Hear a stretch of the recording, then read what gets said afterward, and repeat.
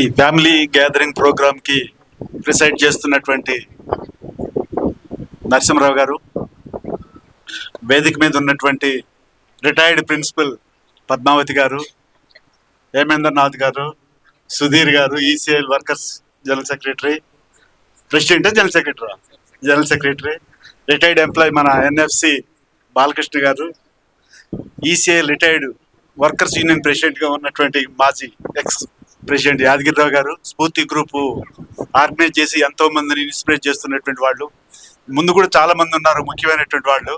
రోజారాణి గారు ధరణి పత్రిక ఎడిటరు, గత 25 సంవత్సరాలుగా ఆమె పత్రిక నిర్వహిస్తున్నారు. ఇంకా ముఖ్యులు చాలా మంది ఉన్నారు.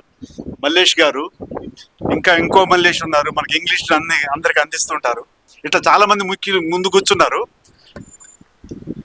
వాళ్ళందరికీ పేరు పేరున ఈ అంబేద్కర్ జయంతి సందర్భంగా శుభాకాంక్షలు తెలియజేస్తున్నాను. నేను ఈరోజు మనం పద్మావతి గారు చెప్పారు, ఇదే కొంత ప్రాంతం కొన్ని పండుగలు అయితే కొద్దిమంది జరుపుకుంటున్నారు అన్నది. నేను ఇక్కడ చెప్పాలనుకున్నది ఏంటంటే, ఈరోజు అంబేద్కర్ జయంతిని భారతదేశంలో కాదు కొన్ని ఇతర దేశాల్లో కూడా ఈ జయంతి జరుగుతూ ఉంది. నాట్ ఓన్లీ ఇండియా, అదర్ కంట్రీస్లో కూడా ఈ ప్రోగ్రాం జరుగుతూ ఉంది. గతంలో ఇంత గొప్పగా జరగల, ఇప్పుడు బాగా జరుగుతుంది. డే బై డే ఇంకా ఇంక్రీజ్ అవుతుంది. ఈరోజు నాకు తెలిసినంత వరకు రంగారెడ్డి జిల్లాలో ఒక స్టాచ్యూ, ఆంధ్రాలో ఒక స్టాచ్యూ, ఏ రోజుకి ఎప్పుడు ఒక జయంతి వచ్చిందంటే అక్కడ అంబేద్కర్ స్టాచ్యూ విగ్రహాలు వెలుస్తున్నాయి. అది పెరుగుతూ ఉంది. Why it is happening? భారతదేశంలో ఎంతో మంది నాయకులు ఉన్నారు, ఎవరికి ఈ పద్ధతుల్లో అట్లా జరగట్లే, అంత గొప్పగా జరగట్లే. గతంలో జరుగుని తగ్గిపోతూ వస్తుంది, బట్ అంబేద్కర్ పెరుగుతూ వెళ్ళిపోతుంది. ఎందుకు ఇలా జరుగుతూ ఉంది అంటే, ఆయన ఈ సమాజానికి చేసినటువంటి, భారతదేశానికి ఒక దశ దిశ ఏ విధంగా ఉండాలన్నటువంటి విషయాల్ని, చాలా విషయాలను ఆయన ఈ దేశానికి అందించారు. అంత గొప్పగా అందించినటువంటి వాళ్ళు ఎవరు లేరు. ఇది మనం చెప్పుకుంటే మనం ఏదో చెప్తున్నాం, మన దేశస్తుడు గొప్పవాడు అంబేద్కర్ మన కోసం చేసిన ఉద్దేశం కాదు. మీ అందరికీ నేను గుర్తు చేస్తా, కేంబ్రిడ్జ్ యూనివర్సిటీలో ఆయన చదువుకున్నప్పుడు చదివిన తర్వాత ఆ యూనివర్సిటీ ఎస్టాబ్లిష్ అయ్యి 300 years అయిన సందర్భంగా యూనివర్సిటీ వాళ్ళు ఈ 300 yearsలో మన ఇన్స్టిట్యూట్లో చదువుకొని, మన యూనివర్సిటీలో చదువుకొని ఆయా దేశాలకి వెళ్ళినటువంటి వాళ్ళల్లా అత్యంత ప్రభావం చూపినటువంటి, ప్రతిభ కలిగినటువంటి విద్యార్థి ఎవరు అని చెప్పేసి వెతికితే ఆయన భారతదేశంలో ఉన్నటువంటి అంబేద్కర్ గారు వాళ్ళకి కనిపించాడు. ఆ సందర్భంగా యూనివర్సిటీ గేట్ ముందు అంబేద్కర్ గారు స్టాచ్యూ పెట్టారు. మీరు వెతికితే దొరికింది. అంత మహానుభావుడు. అంబేద్కర్ గారి గురించి ఎంత చెప్పినా తక్కువే. ఆయనకున్న డిగ్రీలు కానీ ఇవన్నీ, ఇంత గొప్పవాడు, దేశానికి అన్ని ఇచ్చాడు. ఇప్పుడు మనం చూస్తాం, ఇప్పుడు మనం రిజర్వ్ బ్యాంక్ ఆఫ్ ఇండియా ఉంది. ప్రైవేట్ బ్యాంకులైనా గవర్నమెంట్ బ్యాంకులైనా పబ్లిక్ ఎలా ఉండాలి, పబ్లిక్ ఏం చేయాలి, ఏం చేయకూడదు, ఏ పద్ధతుల్లో పబ్లిక్ని ప్రొటెక్ట్ చేయాలి అనేటువంటి విషయాన్ని అంబేద్కర్ గారు నిర్దేశించారు. ఈరోజు మన ఆర్థిక వ్యవస్థ ఈ రకంగా పటిష్టంగా ఉండేదానికి, సిస్టమేటిక్గా నడుస్తూ ఉంది అంటే అందులో అంబేద్కర్ గారి యొక్క ఆలోచన విధానం ఉంది. అయితే నా ఆలోచన ఈ లెక్కలు వాటికిటికే కాదు. ఆర్థిక శాస్త్రం, రిజర్వ్ బ్యాంకు అనేది అర్థం అనేది, ఈ డబ్బు అనేది దేశంలో ఉన్నటువంటి ఆర్థిక అసమానతలను నిర్మూలించే దానికోసం పనికి రావాలి అనేటువంటి ఉద్దేశం మనకు కనపడతా ఉంటుంది. అంటే ఏ రంగంలో తీసుకున్నా ఆయన ఆ దృష్టితో ఉన్నారు. అంటే ప్రజలకి స్వేచ్ఛ, సౌభ్రాతృత్వం, సమానత్వం అనేటువంటి ఏవైతే ఉన్నాయో అవి కావాలని చెప్పేసి, ఏ పద్ధతుల్లో వస్తే ఎలా రావాలి అని చెప్పేసి దానికోసం ఆయన అహర్నిశలు కష్టపడ్డాడు. ఇప్పుడు మన రాజ్యాంగం ప్రధానంగా 5 పాయింట్ల మీద డిపెండ్ అయి ఉంది. అందులో 3 Sలు ఉంటే, ఒక R ఉంటుంది, ఒక D ఉంటుంది. సెక్యులరిజం, సోషలిజం, ఇంకోటి సావరిటీ, డెమోక్రసీ, రిపబ్లిక్. మొత్తం మన రాజ్యాంగం మొత్తం దీని యొక్క ఈ 5 పాయింట్ల చుట్టే తిరిగింది. ఇప్పుడు భారతదేశానికి డెమోక్రసీ అనేటువంటి దానికి పెద్ద ఆటంకంగా మారిపోయింది. డెమోక్రసీ మన దేశంలో ఉంటుందా ఉండదా అనేటువంటి అంశం దేన్ని బట్టి మనం చెప్తాము అంటే, నేను చెప్తాను. నిన్న మొన్న పేపర్లో చూస్తే గడిచినటువంటి ఈ 2 దశాబ్దాల ఈ 10 years కాలంలో ఒక తెలంగాణ ప్రాంతంలో ఇంటర్ క్యాస్ట్ మ్యారేజెస్ చేసుకున్నారని చెప్పేసి చంపేసినటువంటి వాళ్ళు 145 మంది. స్వేచ్ఛ, సమానత్వం, సౌభ్రాతృత్వం ఎక్కడ ఉంది? దీనిలో చూస్తే మనకు అర్థమవుతుంది. ఎవరో బయట వాళ్ళు చంపట్ల. నిన్నగాక మొన్న అంటే 3 months బ్యాక్ మన రంగారెడ్డి జిల్లా, మనకి ఇక్కడ 40 kilometerల దూరంలో ఉంటుంది, మన వాళ్ళు వెళ్ళారు, విజిట్ చేశారు. సొంత అక్క ఇంటర్ క్యాస్ట్ మ్యారేజ్ చేసుకుందని చెప్పేసి సొంత తమ్ముడు చంపేశాడు. అంటే ఈ దేశంలో కుల నిర్మూలన జరగాలని అంబేద్కర్ గారు 90 సంవత్సరాల క్రితం చెప్పారు. 90 years బ్యాక్ చెప్పాడు. కుల నిర్మూలన అనేటువంటి ఒక గ్రంథంలో చెప్పాడు, ఏం చేయాలో చెప్పారు. కానీ ఈ రోజు కూడా ఇంటర్ క్యాస్ట్ మ్యారేజ్ చేసుకున్నందుకు బంధువులు, సొంత తల్లిదండ్రులే శత్రువులుగా మారిపోతున్నారు. అంబేద్కర్ గారు 90 సంవత్సరాల క్రితం ఈ దేశంలో కులం ఈ దేశాన్ని పట్టి పీడిస్తున్నట్టు ఒక దుర్మార్గమైన సమస్య అని చెప్పారు ఆయన. కానీ ఆ సమస్య ఈ రోజు కూడా పెరుగుతూ ఉంది. ఇక్కడ మనుషులను చంపడమే కాదు మిత్రులారా, ప్రతిరోజు ఎక్కడో ఒక దగ్గర ఏదో ఒక మూలన అంబేద్కర్ గారి స్టాచ్యూస్ మీద దాడులు జరుగుతూ ఉన్నాయి. అది గడిచినటువంటి ఈ దశాబ్ద కాలంలో విపరీతంగా పెరిగిపోయినాయి. 2 రెట్లు 3 రెట్లు, కొన్ని ప్రాంతాలలో 4 రెట్లు కూడా పెరిగినాయి. రాజస్థాన్, మధ్యప్రదేశ్, ఛత్తీస్గఢ్, గుజరాత్ నంబర్ 1 ఇట్లాంటి రాష్ట్రాలల్లో 3 రెట్లు 4 రెట్లు పెరిగినాయి. దేశం మొత్తం మీద యావరేజ్గా 2 రెట్లు సామాజికంగా ప్రజల మీద దాడులు జరుగుతుంటే గుజరాత్, రాజస్థాన్ ప్రాంతాలల్లో 4-5 రెట్లు పెరిగినాయి. అక్కడ సామాజిక న్యాయం అనేది ఏ కోశానా లేదు. దళితులు అనేటువంటి తెల్ల బట్టలు వేసుకున్నా, మీసాలు పెంచుకున్నా, మా ముందు నువ్వు ఎట్లా చేస్తావు అని చెప్పేసి దాడులు జరుగుతున్నటువంటి పరిస్థితి ఈరోజు దేశంలో ఉంది. అంతెందుకు, 6 నెలల క్రితం మన పక్కన ఉన్నటువంటి తమిళనాడులో కూడా ఒక దళితులకు సంబంధించిన విద్యార్థి మోటార్ సైకిల్ కొనుక్కొని కాలేజీకి వెళ్తే, పేపర్లో చదివి ఉండాలి మీరంతా, మా ముందు దళితుడు మోటార్ సైకిల్ వేసుకొని కాలేజీకి వస్తారా అని చెప్పేసి మధ్యలో దారి కాలేజీ నుంచి ఇంటికి తిరిగి వస్తుంటే 2 చేతులు నరికేశారు. వాళ్ళు ఇప్పుడు జైల్లో ఉన్నారనుకోండి. ఇట్లాంటి దాడులు జరుగుతావు. ఇది చాలా అన్యాయమైంది, దుర్మార్గమైంది. ఇటువంటి వాటిని మనం ప్రతిఘటించాలి. ఇప్పుడు మనుషులంతా సమానం, సోషల్ జస్టిస్ కావాలి, ప్రజలకు ఆర్థిక అసమానతలు వద్దు,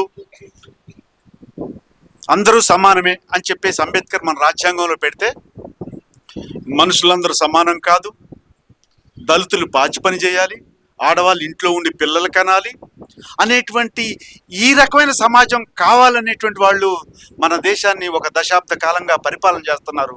అందుకే 2 రెట్లు 3 రెట్లు దళితులపైన, మహిళలపైన దాడులు జరుగుతున్నాయి మిత్రులారా.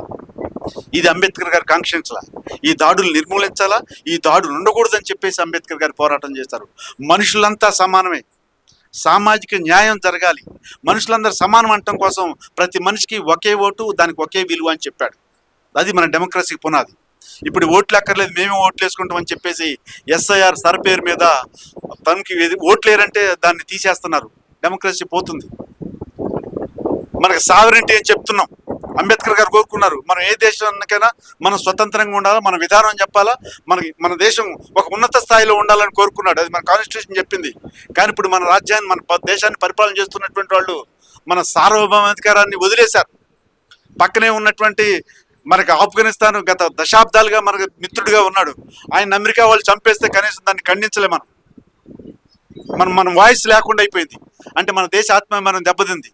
పాకిస్తాన్ వాడు మన మీద దాడి చేస్తే మనం వాడిని చంపుతుంటే ఈ యుద్ధాన్ని నేనే ఆపేశానని చెప్పేసి అమెరికా వాడు చెప్తున్నాడు. మన ప్రభుత్వం చెప్పట్లా, ఖండించట్లా. ఇది మా దేశం, నువ్వెవడవరా మా యుద్ధం ఆపటానికి, యుద్ధం చేయాలా వద్దని మేము నిర్ణయం చేసుకుంటాం, అమెరికా వాడు చెప్తే మేము అని చెప్పేసే మాట మన ప్రభుత్వం నుంచి రావట్లేదు. అంటే మన సావరెంటీ దెబ్బతింటుంది, డెమోక్రసీ పోతుంది, స్వేచ్ఛ సమానత్వంతో పాటుగా ఉన్నాయి కూడా పోతున్నాయి. సెక్యులరిజం అన్నాం. సెక్యులరిజం అంటే ఏం చెప్తున్నాం మనం? అంబేద్కర్ ఏం చెప్పారు? అంబేద్కర్ గారు చెప్పింది సెక్యులరిజం సారాంశం ఏంటంటే, ప్రభుత్వానికి మతాంతో సంబంధం ఉండకూడదు. ఇది అంబేద్కర్ గారు చెప్పింది. ఇప్పుడు అది మన ప్రభుత్వాలే దాన్ని పాటించట్లేదు. ఇప్పుడు మన సెక్యులరిజం పోతుంది. ఈ దేశంలో ఉండాలంటే హిందువులుగా ఉండండి, క్రిస్టియన్స్ ఇంకోటి ఉండొద్దు అని చెప్పేసి మన సుప్రీంకోర్టుని కూడా ప్రభావితం చేస్తున్నటువంటి వాతావరణం వచ్చి పడ్డది. క్రిస్టియన్స్ అయితే రిజర్వేషన్స్ ఉండవట, SC ST చట్టాలు వాళ్ళని రక్షించే దానికోసం పనిచేయవట అని చెప్తున్నారు. ఏం మతం మారితే వాళ్ళకి అంటరానితనం పోతుందా, వాళ్ళ మీద దాడులు పెరుగుతున్నాయా, వాళ్ళ ఆర్థిక స్థితి మారుతుందా? ఇదేం న్యాయం? ఇంకెవరన్నా ఏదో మతం వాళ్ళకే హక్కులు ఓన్లీ దళితులకేనా? ఎందుకు సుప్రీంకోర్టు ఎట్లా చేస్తుంది అంటే సుప్రీంకోర్టును కూడా ఈ భారత ప్రభుత్వం ప్రభావితం చేస్తుంది. దాని మూలంగా మనకి ఇదంతా నడుస్తూ ఉంది. అందుకోసం మనమంతా ఈరోజు ప్రశాంతంగా కూర్చున్నాం. రేపుకి ఇంకొంచెం దుర్మార్గం జరిగి ఇక ఎన్నికల్లో మాకు తిరగలేదు, ఓట్లందరూ మాకేస్తారని చెప్పేస్తే ఆడవాళ్ళు ఇంట్లో ఉండాలా, ఉద్యోగాలు చేయొద్దు, దళితులు పాచి పని చేయాలి, మీరు అట్లే ఉండాలని చెప్పేటువంటి రోజులు రాబోతాయి అనేటువంటిది మనం మర్చిపోవద్దు. ఈ రోజు కూడా ఆ రోజు మను అనేటువంటి మనుస్మృతులు చెప్పినటువంటిది ఈ రోజు కూడా అమలవుతుంది. ఈ దేశంలో ఉన్నటువంటి లక్షల టెంపుల్లో పూజారులుగా ఉన్నది ఎవరు అంటే ఖచ్చితంగా ఒక కమ్యూనిటీకి సంబంధించినటువంటి వాళ్ళే బ్రాహ్మిన్సే ఉన్నారు. బ్రాహ్మిన్స్ మనం వ్యతిరేకం కాదు, బ్రాహ్మణిక్ ఐడియాలజీకి వ్యతిరేకమని అంబేద్కర్ గారు చెప్పారు. ఈ రోజు పాచి పనులు ఎవరు చేస్తున్నారు? ఇక్కడ మన కాప్రా మొదలుకొని న్యూఢిల్లీ వరకు అందరూ ఈ పారిశుద్ధ్య కార్మికులందరూ more than 80% belongs to schedule caste. అంటే మనం చెప్పింది అదే, పాచి పని చేసుకుని మీరు బతకండి, ఊరు బయట ఉండండి అని చెప్పాడు. ఈ రోజు కూడా అమలవుతుంది ఆఫ్టర్ 70, అంటే 7 దశాబ్దాలు అయిపోయిన తర్వాత. అంటే ఇంకా ఆ రోజు అంబేద్కర్ ఏదైతే మనం కాంక్షించాడో అవి ఈ రోజు కూడా మనం సాధించకుండా అవి పెండింగ్ లో ఉన్నాయి. ఈ రోజు మనం అంతా ఇక్కడ ఉన్నాం. ఆల్మోస్ట్ ఎవరిని అడిగినా కానీ అంబేద్కర్ లేకపోతే నేను ఇక్కడికి వచ్చేవాడిని కాదు, ఇక్కడ చదువుకునేవాడిని కాదు, ఇక్కడ ఈ ఉద్యోగం వచ్చేది కాదు అని అందరూ తెలుసు. కోట్ల మందికి ఆ విషయం తెలుసు. కానీ మనం ఇంకా తక్కువే, ఇంకా చాలా మంది ఊళ్ళో ఉంటున్నారు. ఈ ఉన్నటువంటి హక్కులు కూడా పోయేటువంటి పరిస్థితి వచ్చేసింది. కాబట్టి మనం ఆలోచన చేయాల్సింది ఏంటంటే ఈ ప్రభుత్వం మన రాజ్యాంగాన్ని మార్చి మనుస్మృతిని మళ్ళీ తేవాలని చెప్పేసి ప్రయత్నం చేస్తున్నారు.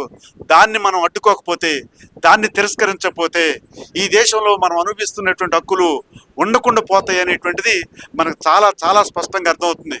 అందుకే అంబేద్కర్ గారు చెప్పారు, దేశంలో సమానత్వం కావాలన్నా మనం అందరితో సమానంగా ఉండాలా, ఆర్థిక అసమానతలు పోవాలి, అందుకే ఫ్యాక్టరీస్ అన్ని కూడా ప్రభుత్వమే పెట్టాలి అని చెప్పారు. అక్కడ రిజర్వేషన్లు అమలు అవుతున్నాయి. ఇప్పుడు ఏం జరుగుతుంది? కంపెనీలు అన్ని మూతపడిపోతున్నాయి, ప్రైవేట్ కంపెనీలు పెరిగిపోతున్నాయి. పెరుగుతున్నాయి, సంతోషమే. అందులో మనకి రిజర్వేషన్ ఉందా? There is no reservation. ECL ఉంది. ఇంతకుముందు 10,000 మంది ఎంప్లాయీస్ పనిచేసేవాళ్ళు. ఇప్పుడు వర్కర్స్ గా ఉన్నటువంటి వాళ్ళు ఆఫీసర్స్ అందరూ కలిపిన లెస్ దాన్ 3,000 ఐ థింక్. ఏమై కరెక్ట్ అన్నట్టు 1,500. ఇంతకుముందు 10,000 ఉన్నారు. ఇప్పుడు మన హైటెక్ సిటీ ఉంది, అక్కడికి 8 లక్షల మంది వచ్చారు. There is no reservation. అక్కడ మన పిల్లలు చదువుకునే, మనకు ఉద్యోగాలు చేసే అవకాశాలు లేవు. కానీ అవన్నీ కూడా ప్రభుత్వ సబ్సిడీలతో నడుస్తున్నాయి. అవన్నీ ప్రభుత్వం ప్రోత్సహించింది. కానీ అక్కడ రిజర్వేషన్ అమలు జరగట్లా. దానికోసం ఫైట్ చేయాలా? మన హక్కు అది. ఏ ప్రైవేట్ వ్యక్తికి ప్రైవేట్ ఆస్తి ఏం లేదు. మన బ్యాంకుల్లో మన ప్రజలు దాచుకున్న డబ్బులతోనే నడుస్తున్నాయి. పెద్ద పెద్ద ఇండస్ట్రీలు చెప్తాను, వాళ్ళు బ్యాంకుల్లో ఉన్న డబ్బుల్నే వాడుకుంటున్నారు. ఈ మధ్యకాలంలో షేర్లు పెట్టుకుని వాళ్ళే కలెక్ట్ చేస్తున్నారు ఏదో పద్ధతుల్లో. అందుకోసం మిత్రులారా, ఈ దేశంలో చాలా అస్తవ్యస్తంగా మారేటువంటి వాతావరణం రాబోతుంది. దాన్ని మనం తిప్పికొట్టకపోతే చాలా దెబ్బతింటాం. పరిశ్రమలు ప్రభుత్వమే పెట్టాలి, అక్కడ రిజర్వేషన్స్ అమలు జరగాలి, ఈ ఆర్థిక సమానత్వం సాధించేదాకా అమలు జరగాలని చెప్పేసి మనం కోరుకోవాల్సినటువంటి అవసరం ఉంది. అందుకే అంబేద్కర్ ఇంకో మాట చెప్పారు. మనందరికీ ఈరోజు అంబేద్కర్ మనమంతా దేవుడిగా భావిస్తున్నాం, కానీ అంబేద్కర్ నన్ను దేవుడిగా భావించమని చెప్పలే. దేవుడు అంటే ఆధారపడితే మనకు నష్టం జరిగిద్ది. కాబట్టి మనం ఎవరికన్నా తక్కువ కాదు, అందరితో సమానం. నేను ఏ ఒక్క విషయంలో ఎవరికంటే తక్కువ కాదనే విషయం కాన్సెప్ట్ పెరగాల. నన్ను ఎవడో కాపాడతాడు, ఎవడో వస్తాడని చెప్పేసి అంబేద్కర్ చెప్పలా. నీ కోసం నువ్వే తిరగబడు, నీ కోసం నువ్వే తెలుసుకో, నీ కోసం నువ్వే యాజిటేట్ చేయి, పోరాటం చేయని చెప్పారు. కానీ మనం ఏం చేస్తున్నాం? దాన్ని వదిలేస్తున్నాం. అంబేద్కర్ గారు మతం మారిండు, మతంలో దేవుడు అని చెప్పి చాలా మంది భావిస్తున్నారు. మిత్రులు అట్లా కాదు. అంబేద్కర్ గారి గురించి చదివితే అర్థమవుతుంది. బౌద్ధ మతం అంబేద్కర్ గారు స్వీకరించారు. బౌద్ధ మతం ఏం చెప్పింది? బౌద్ధ మతం మూఢనమ్మకాలు ఉండకూడని సైన్స్ మీద ఆధారపడి నడిచే విధానాలను సూచించింది. ప్రతి మతం మూఢనమ్మకాలను ప్రేరేపిస్తుంది, అసమానతలను ఎంకరేజ్ చేస్తుంది, మహిళలకు అన్యాయం చేస్తుంది, కష్టజీవులకు ఇబ్బంది పెడతా ఉంది. కాబట్టి అందుకని ఏ మతాన్ని అంబేద్కర్ తిరస్కరించాడు, దేవుణ్ణే తిరస్కరించాడు. సైంటిఫిక్ టెంపర్మెంట్ కావాలన్నాడు. కానీ మళ్ళీ మన అంబేద్కర్ గారిని మళ్ళీ ఒక దేవుడు అంటున్నాం. ఆయన దేవుడి పేరు మీద మనకు అన్యాయం చేస్తున్నారు, ఈ దేవుడు అనేది పెద్ద బోటకం అని చెప్పేసి అంబేద్కర్ గారు చెప్పారు. కానీ ఈ విషయాలు మనం స్పష్టంగా అర్థం చేసుకోవాలా. ఆచార వ్యవహారాల పేరు మీద, సాంప్రదాయాల పేరు మీద మనం జరుగుతున్నటువంటి అన్యాయాల్ని ప్రతిఘటించడం అనేది అంబేద్కర్ ద్వారా మనం నేర్చుకోవాల్సినటువంటి అవసరం ఉందన్న విషయాన్ని తెలియజేస్తూ, ఆర్థిక అసమానత్వం పోవాలన్నా, సామాజిక న్యాయం రావాలన్నా కలిసికట్టుగా మనం యాజిటేట్ చేయాలని చెప్పేసి అంబేద్కర్ గారు ఆకాంక్షించారు. ఆ కోరిక నెరవేర్చేదాని కోసం మనమంతా సన్నద్ధం కావాల్సినటువంటి అవసరం ఉందన్న విషయాన్ని తెలియజేస్తూ, మీతో మాట్లాడే అవకాశం కల్పించినటువంటి మీ అందరికీ ప్రత్యేకమైన ధన్యవాదాలు తెలియజేస్తూ సెలవు. Thank you very much.